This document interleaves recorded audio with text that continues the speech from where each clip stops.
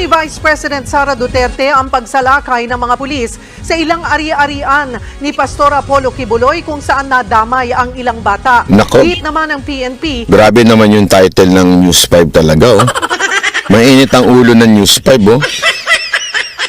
Ang dinidiscuss niya, sinabi ni BP Sara Duterte na huwag niyong gamitin ng dahas dahil may mga bata. Ang title ng News 5, gumagamit ng bata? Kasi yun daw siya na... So, ano yan dalawang side yung tinanong. Si BP Sara Duterte at yung kapulisan. Okay? Ang sabi ni BP Sara Duterte, wag mong gamitin ng... wag nyong gamitin ng... tawag doon, puwersa o wag masyadong abusado. Basta ganun yung side ni BP Sara Duterte, mapayapa yung pagbigay ng waran. Ang side naman ng kapulisan, ginagamit ang mga bata na pangharang. Ano pinili ng TV5?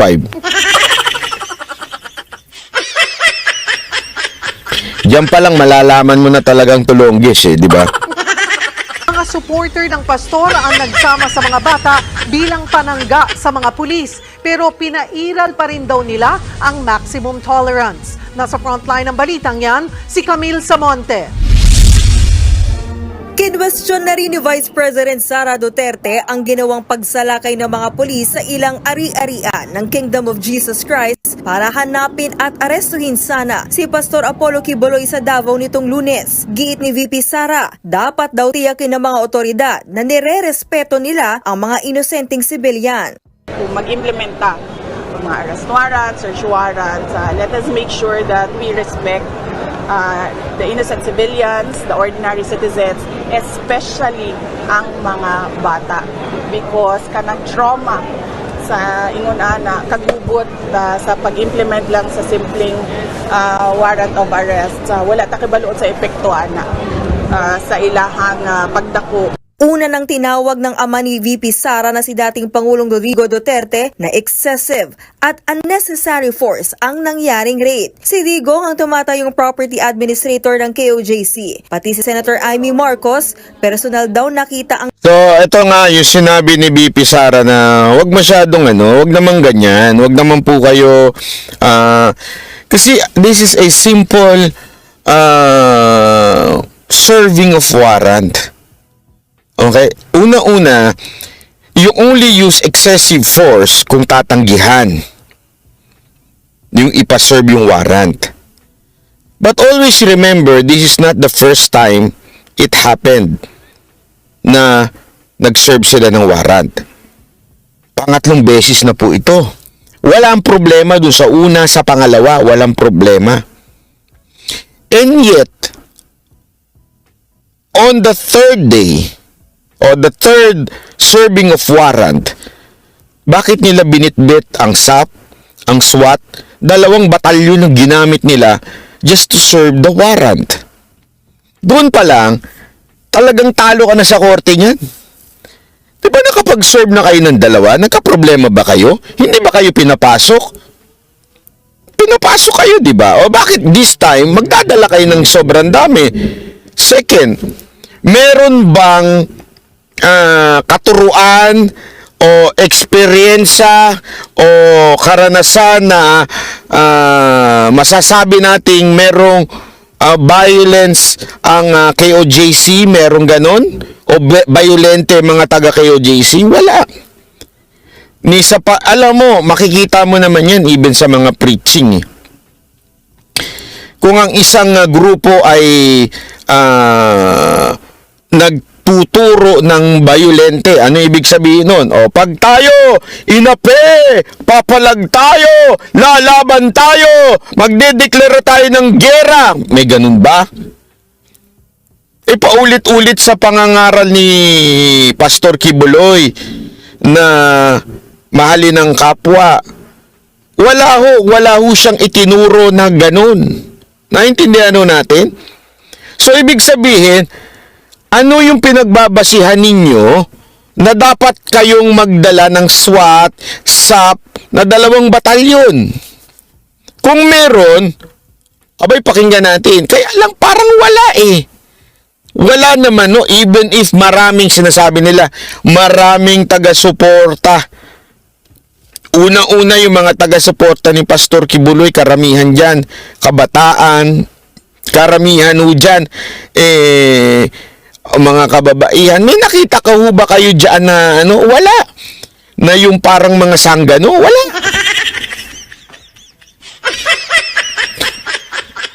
Bawal nga ang pangit dyan eh. Ay, hindi, joke lang po, joke lang. Diba? Oh. Bawal ho ang pangit dyan. Bawal ho yung ano dyan. Lahat ho dyan matitino naman ng mga tao. Hindi ko maintindihan saan nila nakuha yung ganong klaseng eksena. Nangyari, nataon daw na nasa Davao siya nang salakayin ng mga pulis ang mga ari-arian ni Kibuloy.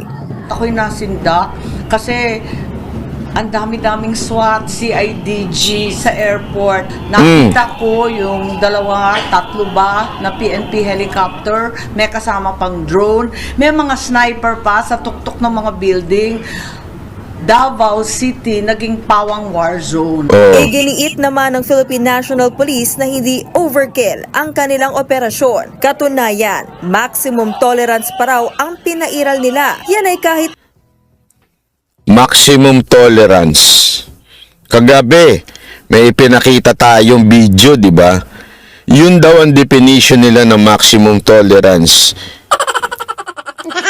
Yung hinahatak, sinusuntok, yun daw ang maximum tolerance. Eto tandaan ninyo, kinuha yun doon sa loob ng bakod, inilabas. Yun daw ang maximum tolerance.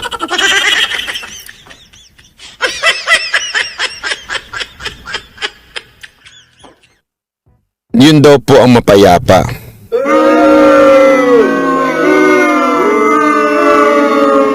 Doon pa lang sablay na sila eh. Tama yung sinabi ni Senator Amy dito na nandun daw sa Davao, 2 helicopter ang ginamit pa. As if naman, malabo ho eh. Anong terorista po ba hinuhuli natin?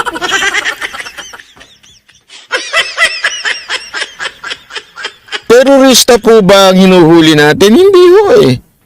Ito ay pastor na nagtuturo ng maaaring hindi tayo pare-pareho ng paniniwala, pero ito ay nagtuturo ng pag-ibig. 'Di ba? Hindi ko nga maintindihan anong klaseng basihan ninyo para masabi ninyong kailangan ng puwersahin to. Hindi naman pumalag sa inyo. Kita nyo nga, napahiya pa kayo, binigyan pa kayo waxis. Pinakain pa kayo. Pinakapi pa kayo. Tapos sasabihin nyo, tapos sabi pa ni Mike Tae, alam mo sabi ni Mike Tae, Jay Guevara yung best friend mo sabi ni Mike Tae, may mga mga kahoy, mga itak. Wow. Hindi pinapakita, mga itak, mga kahoy. Wow. Sabi ganun. Next time, Jojo de Guzman, bilug-bilugan mo nga yung mga... Tingnan ko, bilib na talaga ako pag nabilugan mo yung mga wow. Ni Mike Abe. Yung paglipad ng wow niya.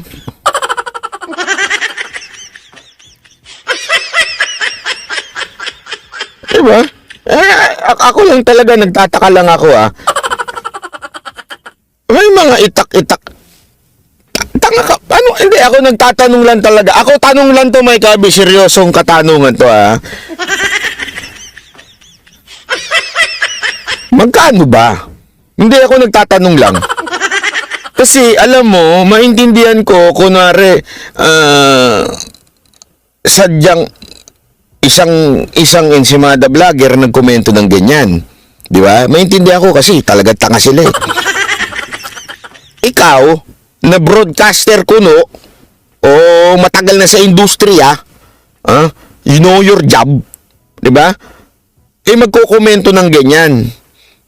Ito common sense May mga baril yung mga SWAT. May mga baril-baril 'yun, 'di ba? May dala-dala 'yun. Haharangin mo ng itak.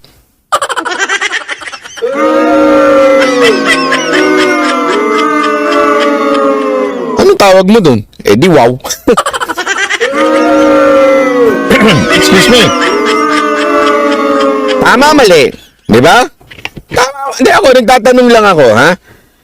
Alam mo, may mga baril yung daladala yung mga yun. SWAT to, full gear to. Naka-Vespa ito. Nakita nyo na may itsura nila, di ba? 2 batalyon. Tapos haharangin ng mga ano na may itak lang. May kahoy lang. Dito pa nga, tingnan nyo ha. Ang hinanimbawa dito, maximum tolerance daw kahit binabasa na sila ng tubig. Tingnan nyo. Nakuhanan sa video ang pambobomba sa kanila ng tubig. O, tanungin ko kayo. Ikaw, TV5, pambobomba ba tawag dyan? Hindi, TV5, kung kayo nasa tamang kung sino man ang gumawa ng script na to, ha? Sagutin niyo ako, pambobomba ho ba yan? Yung ginagawa ng, parang pinaliliguan lang eh. Feeling ko nga, binabautismo lang nila eh. O baka naman na binabasbasan nila yung mga demonyo. Tingnan mo, bomba ba tawag yan? Di ba dapat pag binomba ka yung talagang... Alam mo ba kung bakit bomba tawag doon? Hindi nyo alam. Ay sus, talaga kayo. Hirap sa inyo eh. Kaya binobomba ang tawag doon kasi pag tinamaan ka ng tubig na yun, mabobomba ka. Matatanggal yung damit mo, so bomba, ganoon. Ano, hirap nung kausap. Gamit naman tayo ng utak. Yun ang ibig sabihin ng bomba. Pag binomba ka, mahuhubaran ka, di, bomba na ako, ganon.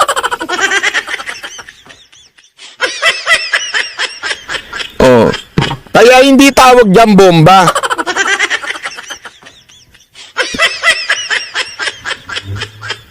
Di ba kunwari, tinawag kang bomba queen, bomba king, ganon. Nabuhubad ka. Oh, kaya nga hindi tawag dyan bomba, pinaliliguan lang sila. Kasi hindi ka naman mabobombahan dyan eh, oh. Oh, pakita natin ha. Oh, ayan yung sinasabi ng Na hindi overkill ang kanilang operasyon. Katunayan, maximum tolerance pa raw ang pinairal nila. Yan ay kahit nakuhanan sa video ang pambobomba sa kanila ng tubig ng mga taga-support. Tinatawanan nga sila ng mga pulis dyan eh. Hindi, nakita ko yung isang video, tumatawa yung pulis eh.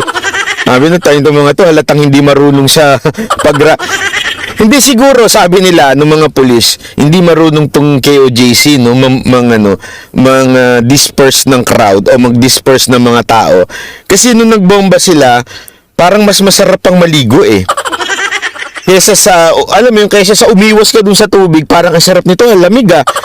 Tapos, yung masarap maligo ng ganyan ha. Yung ganyan yung tubig. Ricky Beloy. Recognizing the high profile status po ni Pastor. Ito naman kapatid ko.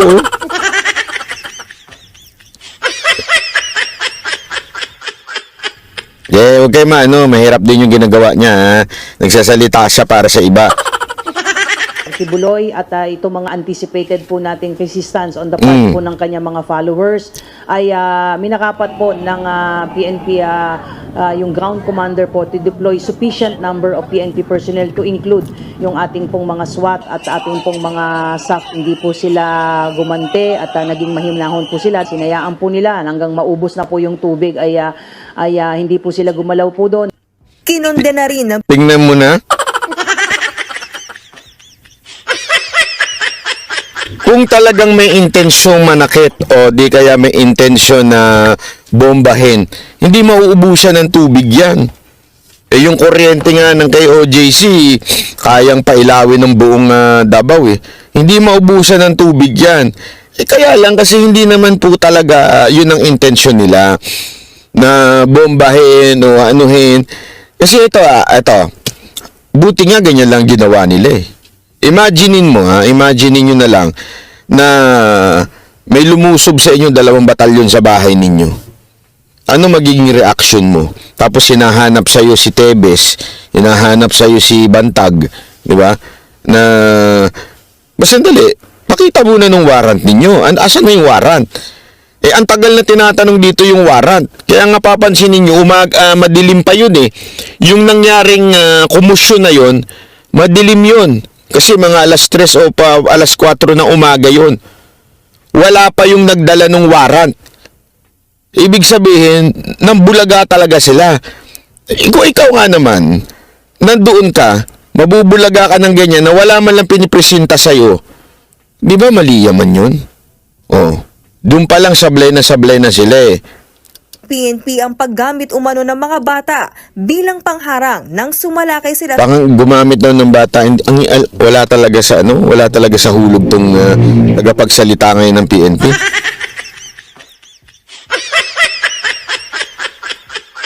Wala talaga sa hulog. Alam mo kung bakit?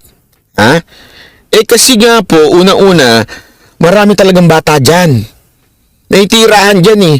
Tuwan-tuwa nga sila Coach Oli dyan, tsaka si Boss Dada, lalo na pag lumalabas yung mga taga-Ukraine eh. Hindi ko alam pati yung iba pa mga vlogger na nagpupunta dyan. Pag lumalabas na yung mga taga-Ukraine, yun talaga ini-interview araw-araw.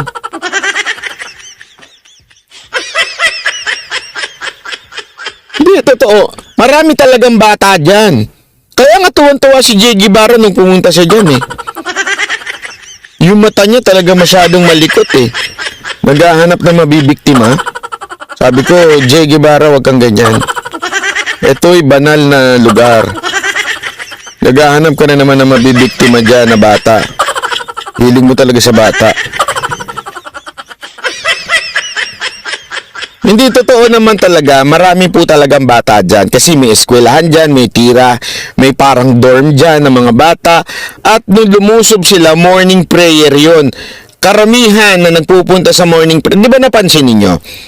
Nung nagkaroon kami ng event dyan, puro bata nandun, karamihan na mga teenager kasi nga po, sila po ay talagang nakatira doon, yung iba, tapos pag meron gathering sila yung aktibo, yung mga youth nila dyan, morning prayer yan eh. Parang tinatawag yan sa doon naalala ko doon sa dating church na inatinan ko eh. Ano yan eh. Ano ba tawag dyan? Don. Hindi Dadon. Ano bang tawag doon mo ka? Yung doon ng sinasalubong yung umaga ng panalangin.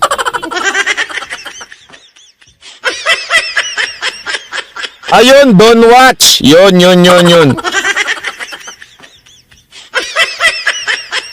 Don't watch ang tawag doon. O, yun. Nagpupunta pa ako dati doon eh. Tapos pag tapos na pag amen ng pastor, nagigising na ako. Joke lang. Oo. So, sa kanila, meron din silang ganyan. Devotional prayer nga lang ata ang tawag nila doon. So, ibig sabihin nun, talagang mga bata, sila kasi yung mga aktibo eh. Alam mo naman, pag mga bata, mga aktibo yan, di ba? O, kaya may mga bata. Hindi ibig sabihin, sinangkalan yung mga bata doon. At alam mo, yung mga bata dyan, sobrang mahal na mahal nila si Pastor. Di ba? Kung maalala nyo doon sa anniversary, nagpakain pa sila ng mga bata dyan. Ang dami mga bata. Ganyan no talaga dyan. Kaya nga pansinin nyo, no, every birthday ni Pastor dyan, ginagawa niyang parang Disneyland dyan KOJC. Kasi marami ho talaga silang mga bata dyan. Nako, grabe ho. Ito, tuloy. Sa Glory Mountain. Mabuti na lang daw at walang nasaktan sa nangyari. Nakikiusap po tayo sa mga magulang po ng mga bata pong ito na alalahanin din po natin. Tayo po dapat ang unang pumoprotekta sa ating mga maliliit na anak. Sa kabuuan, 6 ang dinala. Tingnan mo yung mga suot nila, oh. Full battered gear talaga eh. Sa ano lang eh, itong mga ganito. Tapos pastor yun Alam niyo ba kung ilang taon na si pastor? 70. Mahigit na. 70. Ibig sabihin ng haba na ng panahon niya na wala ho siyang record of being a violent man. And yet, ganyan ang treatment na ginawa. At the same time, pangatlong beses na yan. Una at pangalawa, wala si pastor dyan. Ano to, babalik siya dyan sa pangatlo para mahuli siya? Doon pa lang medyo malalaman mo nang hindi talaga ang purpose hulihin si pastor dyan. Ang purpose talaga niyan takutin. Ako nga, isang ang analyzation ko dito. Ito ay nagsisimbolo na any religious organization that would try to fight against the government, ganito ang mangyayari sa inyo. Di ba? Sa tingin ko, yan ang isa sa mga dahilan kung bakit ginawa yan. Kasi sinampulan na nila yung mga politiko, mga political leaders, pumapalag kayo, ganito ang mangyayari sa inyo. Masususpende kayo, matatanggal kayo. Gigising lahat ng kaso ninyo. Sa mga media na nagsasalita, mae-SMNI kayo. Sa mga vlogger na pumapalag, mababanat bay kayo. Kakasuhan, ibig sabihin, ganun. At sa mga religious organization, maki-KOJC kayo. Yun ang sa tingin kong ginagawa ng pamahalaan na ito para talagang alam mo yung matakot kung sino man ang papalag dun sa kanilang plano na manatili panghabang buhay.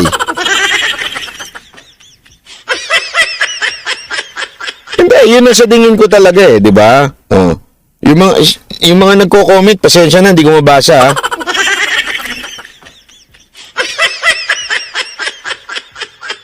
Ayun ako. Yun. Tuloy.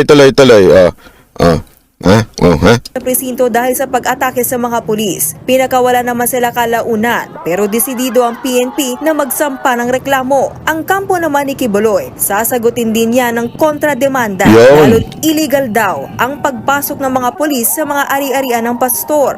There is that great probability po because we are looking at Article 269 of the Revised Penal Code, unlawful arrest. There is also a probable violation of Article 132, which is interruption of religious worship. The destruction of the fence can also constitute as malicious mischief. Nako! Nang tanungin naman ang abogado kung nasaan ang pastor, sinabi nitong hindi siya sigurado kung nasa Pilipinas pa si Quiboloy. Whether or not he is in the Philippines or already abroad, I cannot say with certainty. But I communicate with his leaders every day. Dito nasunog yung tatlong na yun. Kung hindi kayo nakapanood sa video ko kahapon, yan tatlo na yan, nasunog yan Hanggang ngayon, nagpapahid pa ho yan ng petroleum jelly. Panoorin nyo sa video ko kahapon yan. Are you a lawyer? Oo, dyan, nadali siya. Let's cut the cake into half. Ngayon nga, balita ko hanggang ngayon, pinag-uusapan pa nila yung pagkasunog nila Sabi siguro nila sa isa't isa, next time nga, mga tol, mga tropa, mag-research muna tayo. Nagmukha tayong kahapon unlearned.